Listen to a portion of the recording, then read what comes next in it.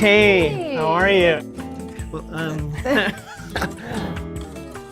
little vino? Yes, please. Yeah, there you go. It's been a really long day.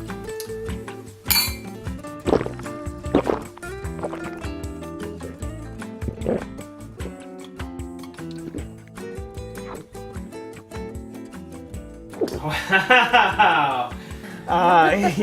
Looks like you need more. Wow. So I told the guy, you know, if you want $20, just go down to CVS and get it yourself. So. So I was going to switch to Bank of America because they have better interest rates, and customer service was going to be at least 2 or 3. I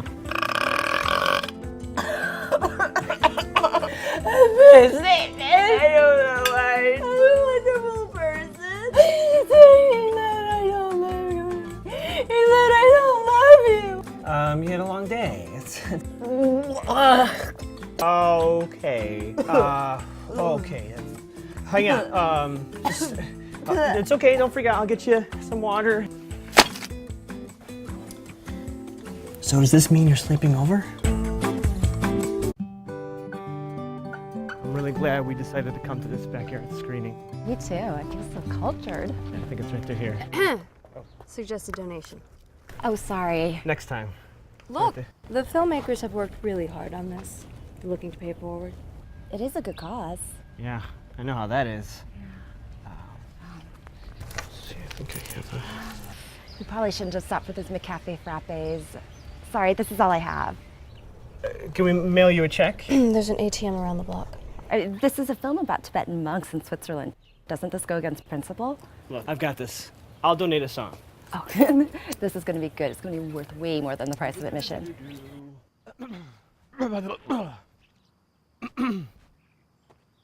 Tonight we are young, so it's this world on fire.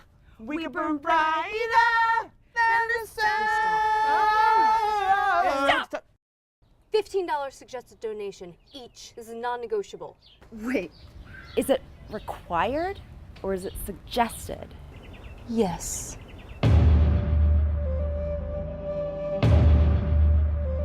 Look, you were right, we were wrong. We'll be right back. What are you doing? Trust me, run.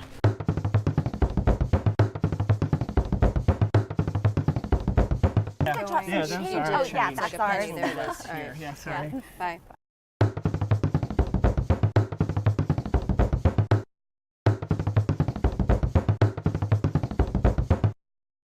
I just sewed this bird right onto the pillow. Oh, you missed his file. What are you doing? This is so much better than that backyard screening. Ma'am, am I waiting? No, you're fine. Stop looking. What's that smell? I know she's fine, I'm not. Put a bird Do we have to do this at a dog park? Location, January through May 2001, Peoria, Illinois, Bradley University. Creative Writing 4, which I needed to get my minor in creative writing, was all about poetry. Now, I've been writing all my life, but poetry's always been difficult for me. Plus, even on day one, I could tell Kevin Stein, the teacher, didn't like me very much. He had glasses, was in his 30s, always wore collared shirts with the cuffs buttoned. He kind of looked like Rick Moranis, but not Rick Moranis from Ghostbusters. More like, I play country music now, leave me alone, Rick Moranis. And he always sat from his desk looking out at the class with this expression like, wow me. Now, in my circle of friends, I was the shy, awkward, bookish type, but in this class, I was practically Bluto from Animal House. Now, for our first assignment, we had to write a poem and bring it in. I figured out what this guy liked. He liked deep, serious shit. Now, normally, I get my teachers to laugh at me, because if they laugh at me, they like me. And if I miss a test or a final or something, they'll let me make it up. But Kevin Stein does not laugh.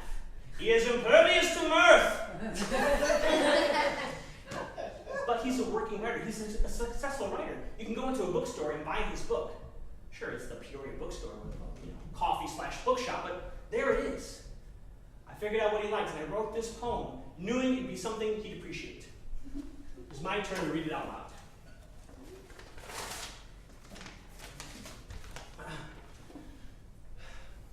Items from the Lost. A sharp gasp from Gaia sends transparent razors into combat. Roaring ripples whisper past, She only a reliable secret keeper. His knuckles lose sense of place, desiring to release his life hanging by a strap. There I am, reading my poem in front of this whole class. Yeah, I've read my stories in other classes before, but this is for real. This is my Dead Poet Society moment, right? I'm Ethan Hawke, and he's Robin Williams. Good morning, Vietnam! I know that's the wrong movie, but I don't remember any quotes from Dead Poet Society. But there I am, capturing the hearts and minds of my fellow students, weaving this tapestry of language and metaphor all in front of an audience of my peers. And, Kevin Stein might become my mentor. I would be his protege. One day I might even get my own book of poems in the Peoria bookshop. As I reach the end, I feel like I had truly grown up. All that is left is the bag. The knuckles have much less pressure than before. The final step is all right. Left simply follows. Only this secret can't be kept forever, or long enough.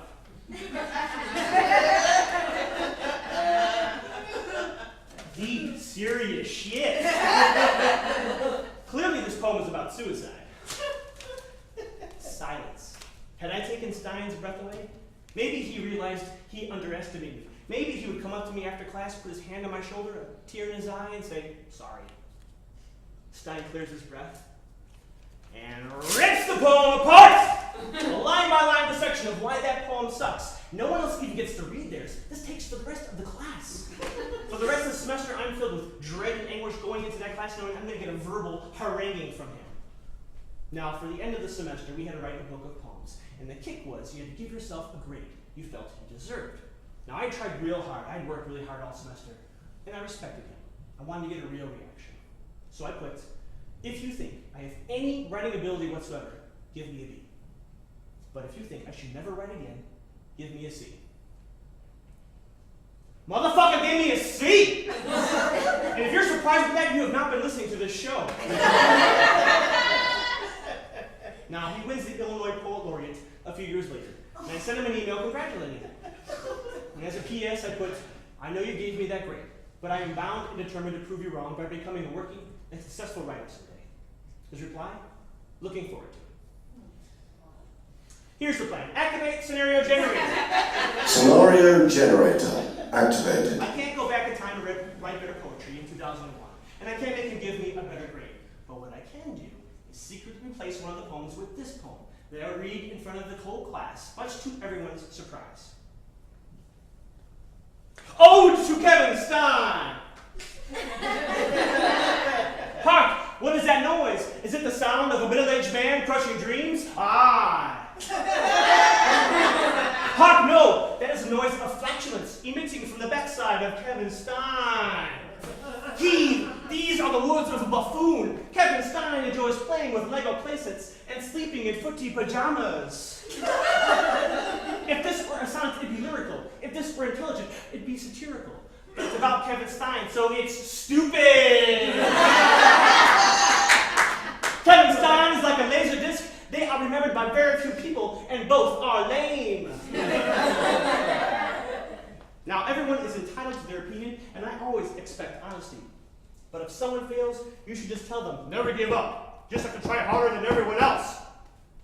William Butler Yeats won the Nobel Prize.